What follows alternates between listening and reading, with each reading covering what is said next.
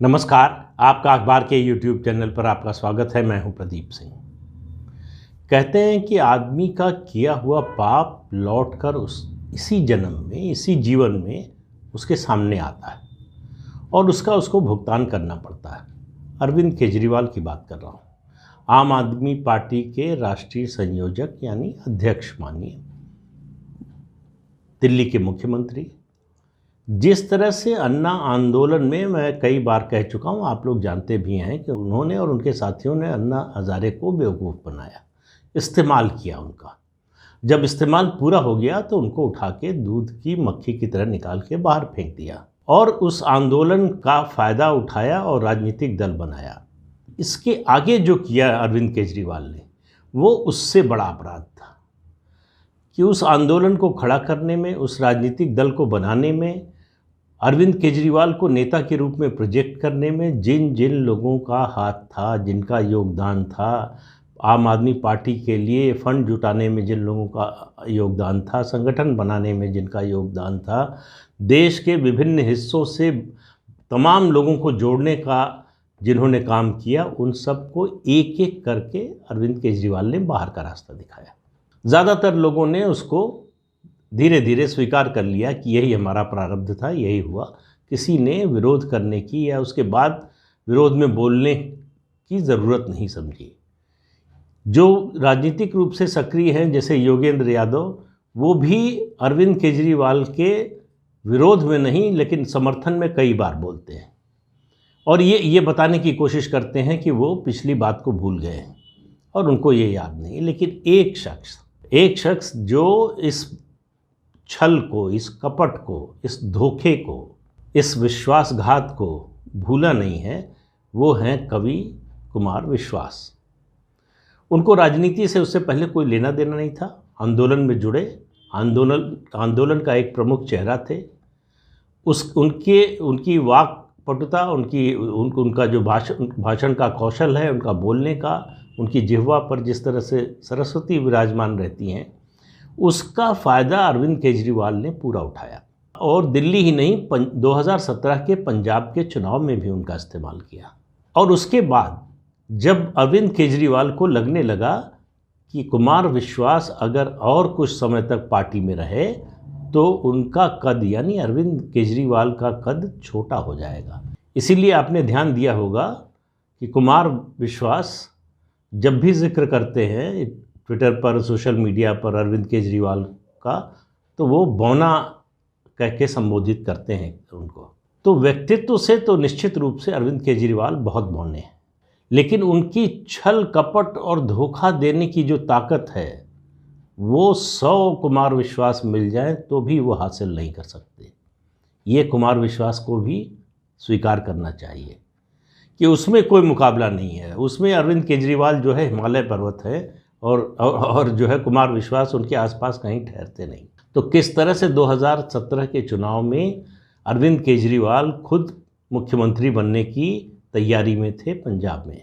चुनाव जीतेंगे तो कैसे पार्टी में लोगों को लड़ाएंगे, अपनी ही पार्टी के लोगों को नेतृत्व का झगड़ा कराएंगे और फिर फैसला करने पहुंचेंगे और खुद जो है मुख्यमंत्री बन जाएंगे।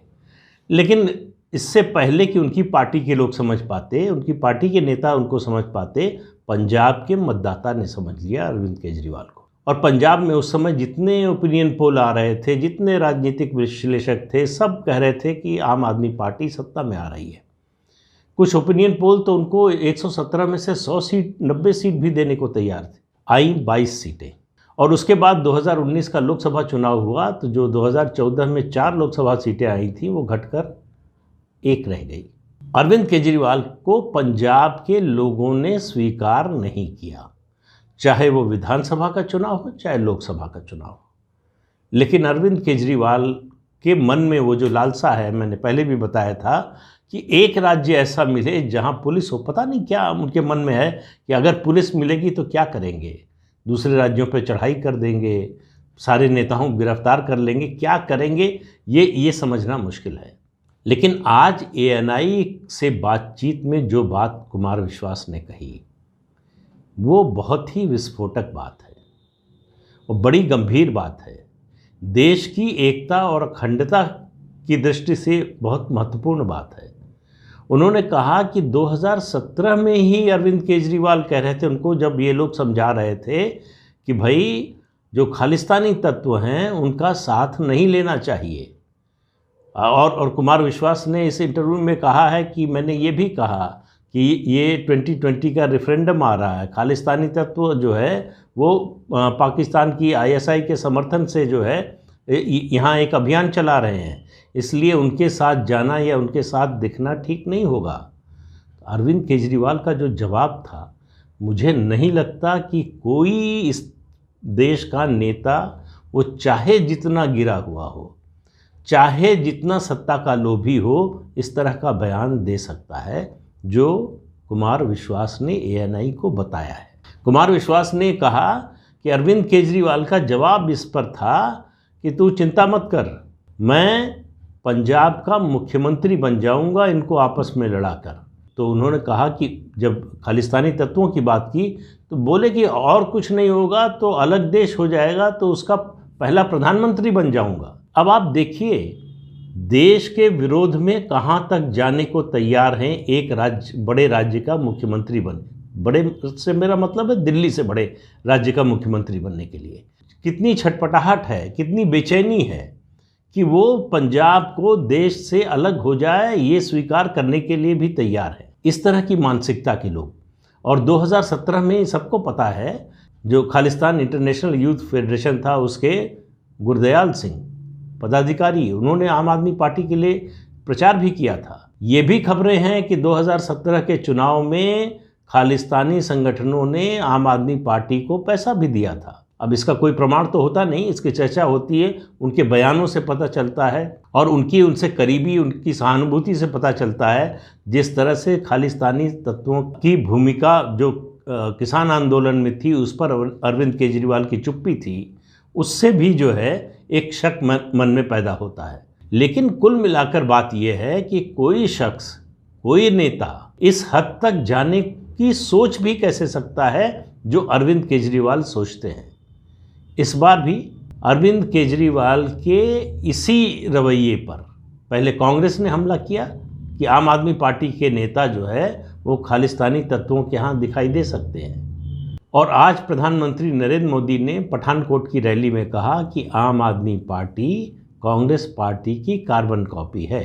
कांग्रेस पंजाब में युवकों को नशे की लत में धकेल रही है और दिल्ली में अरविंद केजरीवाल शराब के नशे में धकेल रहे हैं। तो एक ड्रग माफिया के साथ है, जो प्रधानमंत्री ने कहा उसका जो निष्कर्ष है वो ये है कि एक जो है पंजाब में कांग्रेस ड्रग माफिया के साथ है और दिल्ली में शराब माफिया जो है उसके साथ अरविंद केजरीवाल और उनकी सरकार है। इन बातों का जो मतलब है, आम आदमी पार्टी का जो प्रचार तंत्र है, जिस तरह से 17 के बाद फिर से ये प्रचार हो रहा था कि आम आदमी पार्टी फ्रंट रनर है, सबसे आगे है, बहुमत के करीब है, बहुमत मिल गया, जो ओपिनियन पोल में लगातार दिखाया जाता है, उस सब के बाद ये सामने आना, कुमार विश्वास ने अरविंद केजरीवाल को उस जगह पे हिट किया है, वहाँ पर वार किया है जहाँ अरविंद केजरीवाल को दर्द सबसे ज़्यादा होगा, ऐसे समय पर किया है। और याद रखिए 2018 में गुल पनाग ने भी यही आरोप, इसी तरह के आरोप लगाए थे अरविंद केजरीवाल पर। तो उस समय चुनाव नहीं था तो इसलिए बात आई गई हो गई, उसका कोई ज़्यादा असर नहीं पड़ा, या कहे उसका भी असर पड़ा 2019 में जिस तरह का नतीजा आया। तो पंजाब की राजनीति में आपसे पिछले 3 महीने से कह रहा हूं कि नित नया रूप बदल रही है। आम आदमी पार्टी जो अपने को फ्रंट रनर बता रही थी, जितने राजनीतिक विश्लेषक हैं वो भले ही ये न मान रहे हों, जो लोग कि आम आदमी पार्टी सत्ता में आ सकती है, वो भी मान रहे थे कि एक सीरियस चैलेंजर है, वो सिंगल लार्जेस्ट पार्टी या दूसरे नंबर की पार्टी भी हो सकती है। और अरविंद केजरीवाल ने अपने पत्ते, हालांकि वो अपने पत्ते जल्दी खोलते नहीं हैं, लेकिन डेस्परेशन में आदमी कई बार उससे असावधानी में चूक हो जाती है। तो उन्होंने चुनाव का नतीजा अभी आया नहीं, चुनाव चल रहा है, इस बीच में कहा बीजेपी को छोड़कर किसी से भी चुनाव के बाद समझौता करने के लिए तैयार है। तो इसका मतलब वो कांग्रेस के साथ भी समझौता कर सकते हैं, अकाली दल के साथ भी कर सकते हैं। और संयुक्त किसान मोर्चा के साथ तो बड़ी स्वाभाविक बात है कि कर सकते हैं। केजरीवाल के इस बयान का सीधा मतलब है कि उनको समझ में आने लगा कि बहुमत की बात भले ही ओपिनियन पोल उनको दिखा रहे हों, भले ही उनके समर्थक दावा कर रहे हों, लेकिन वो बहुमत से दूर हैं। तो पंजाब के चुनाव का ऊंट अभी किसी करवट बैठा नहीं है। हालांकि आज 17 फरवरी हो गई है। 18 फरवरी को चुनाव प्रचार बंद हो जाएगा, 20 फरवरी को मतदान हो जाएगा, लेकिन केजरीवाल की ओर से 16 तारीख की शाम तक कोई जवाब आया नहीं था। कुमार विश्वास ने जो आरोप लगाया उसका कोई जवाब आया नहीं था। मुझे लगता है कि इस चुनाव में, पंजाब विधानसभा के चुनाव में, आम आदमी पार्टी को इससे बड़ा कोई झटका लग नहीं सकता था। देश में जब खालिस्तानी तत्वों के खिलाफ और पंजाब में भी जिस तरह का माहौल है, गुलपनाग ने यह भी कहा था कि अरविंद केजरीवाल को ये गलतफहमी थी कि खालिस्तानी तत्व जो हैं, ये संगठन जो हैं, ये वोट दिला सकते हैं, और जो वोट दिला सकता है वो देश विरोधी हो या देश का समर्थक हो, उस हर व्यक्ति के पास उस अरविंद केजरीवाल जा सकते हैं, उसका समर्थन ले सकते हैं। ये मैं कह नहीं रहा हूँ, ये उनके पिछले सब कुछ सालों के जो कृत्य हैं वो बता रहे हैं। तो एक बात तो तय है कि अरविंद केजरीवाल मुश्किल में फंस गए। उनका चुनाव प्रचार जिसको वो पीक पर ले जा रहे थे, उसको बहुत बड़ा झटका लग गया है। दूसरी बात, वो पूरी तरह से इस बात में एक्सपोज हो चुके हैं कि वो येन केन प्रकारेण पंजाब का मुख्यमंत्री बनना चाहते हैं। उनकी सबसे बड़ी राजनीतिक महत्वाकांक्षा आज की तारीख में पंजाब का मुख्यमंत्री बनने की है। उसके लिए वो रास्ता तलाश रहे हैं। और आप ये मान कर चलिए, मान को उन्होंने भले ही मुख्यमंत्री पद का उम्मीदवार घोषित कर दिया है, लेकिन अगर ऐसी स्थिति आई कि आम आदमी पार्टी का मुख्यमंत्री बन सकता है, तो भगवंत सिंह मान किसी भी हालत में आम आदमी पार्टी के मुख्यमंत्री नहीं बनेंगे। अरविंद केजरीवाल ही नहीं बनने देंगे, और किसी की तो बात ही छोड़ दीजिए। वो अगर किसी से समझौते से सरकार बन रही होगी, तो जिससे समझौता हो रहा होगा उसी पार्टी से ये शर्त रखवा देंगे कि भगवंत सिंह मान को छोड़कर जिसको आप बनाना चाहें, हम उसको मानने को तैयार हैं। तो मुगालते में है। भगवंत सिंह मान बहुत सीधे साधे व्यक्ति हैं। वो अरविंद केजरीवाल के दांव पेच अभी तक समझे नहीं हैं, बड़े बड़े चक्कर खा गए। जो अपने को बड़ा धुरंधर, बड़ा समझदार मानते थे, प्रशांत भूषण, योगेंद्र यादव, प्रोफेसर आनंद कुमार, और कुमार विश्वास का तो नाम ले ही रहा हूँ, ऐसे तमाम लोग जिनको लगता था कि वो राजनीति को समझते हैं, व्यक्ति की जो है उसके व्यक्तित्व को, उसके स्वभाव को समझते हैं, जानते हैं कि किस तरह सोच रहा है, क्या करेगा, वो सब धोखा खाकर। अगर आप याद कीजिए 2013 में जब कांग्रेस के समर्थन से दिल्ली में सरकार बनी थी केजरीवाल की, तब कौन लोग थे, उन दिनों के चित्र निकाल कर देखिए, कौन चेहरे थे। उनमें से मनीष सिसोदिया के अलावा आपको कोई बड़ा चेहरा नज़र नहीं आएगा। उन सब लोगों को, और केवल राजनीतिक लोगों को नहीं, जिनकी राजनीति में कोई दिलचस्पी नहीं थी, जिनको आम आदमी पार्टी की सरकार से कुछ लेना देना नहीं था, उनको भी अरविंद केजरीवाल ने बाहर किया। क्योंकि अरविंद केजरीवाल विरोध की आवाज़ नहीं सुन सकते, बल्कि विरोध तो बड़ी चीज़ हो गई, वो ये भी सुनना नहीं चाहते कि वो जो कह रहे हैं उससे अलग कोई और दूसरा विचार रखता है। वहाँ अरविंद केजरीवाल पहली और आखिरी आवाज़ है, उसके अलावा और कोई आवाज़ सुनाई नहीं देनी चाहिए। तो अरविंद केजरीवाल जो चाहेंगे, जैसे चाहेंगे वो करेंगे पार्टी में, और जिसको पार्टी में रहना है उसको मानना पड़ेगा। लेकिन ये सब तो बात की बात है, पार्टी में क्या होगा नहीं होगा। बहरहाल पंजाब का जो उनका सपना था वो लग रहा है कि 10 मार्च से पहले ही चकनाचूर हो गया। इसीलिए कहते हैं कर्म गति टारे न टरे। तो अरविंद केजरीवाल के कर्म उनके सामने आईना लेकर खड़े हैं, जिस आईने को वो देखना नहीं चाहते, या जिस आईने में अपनी तस्वीर देखना नहीं चाहते। तो आज के अंक में इतना ही। अगले अंक में फिर मिलेंगे किसी नए मुद्दे के साथ। तब तक के लिए इजाज़त दीजिए। आपसे अनुरोध है कि ये चैनल देखिए, शेयर कीजिए, लाइक कीजिए और सब्सक्राइब ज़रूर कीजिए। नमस्कार।